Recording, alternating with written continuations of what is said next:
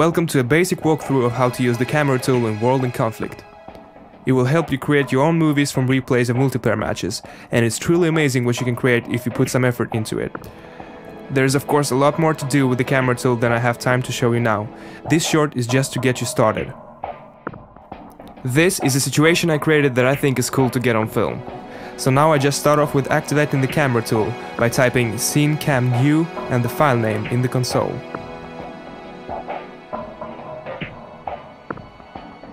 When you figured out which parts in your recorded game you want to film, just pause the game at the correct time using Ctrl-Z.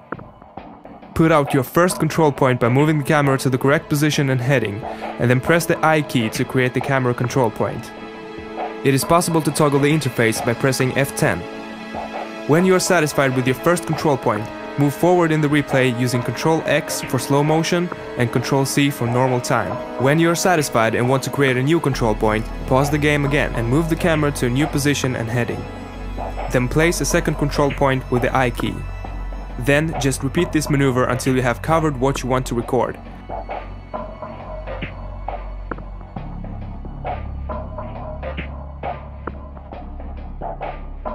When you are done, press F8 to save it.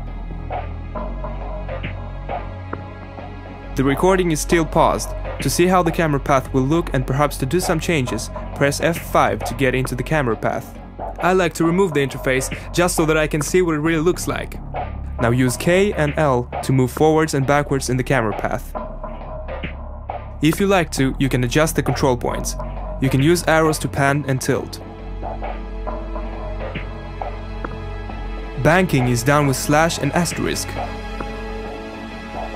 You can zoom in and out by pressing home and N buttons. You can switch between control points by pressing page up and down. Let's see what happens when I do some changes.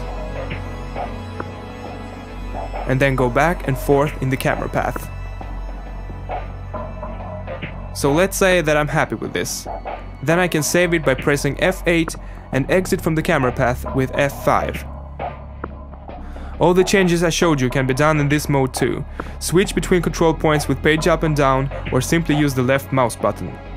A downside with this mode is that you don't see the result of your actions right away, but you can jump into the camera path with F5 as shown before to see the results, and save it again when you're satisfied. Then just create the rest of the camera paths you need, repeating the same procedure as before. Okay, so next I'll show you how to turn this camera path into a film sequence. Now load the recording again and load your camera paths by typing syncam load and the file name in the console. The camera will automatically find and follow the camera path you've created at the right point in time. You can toggle the camera spline by pressing F6. When the time is right, take the interface away if that's what you want and press the dot button to start the recording. You get a good idea of the result as the sequence is recorded. You will probably have to throw away a lot of material before you get that perfect shot. When the segment is over, deactivate the video recorder with the dot button again. Now I will show you a sequence from the same replay a few camera paths later. This sequence is edited together.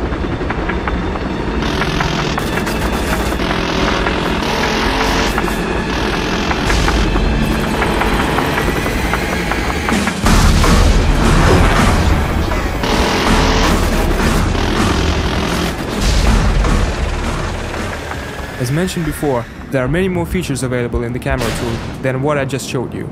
You can read all about it in the camera tool manual. So get started and create your own movies.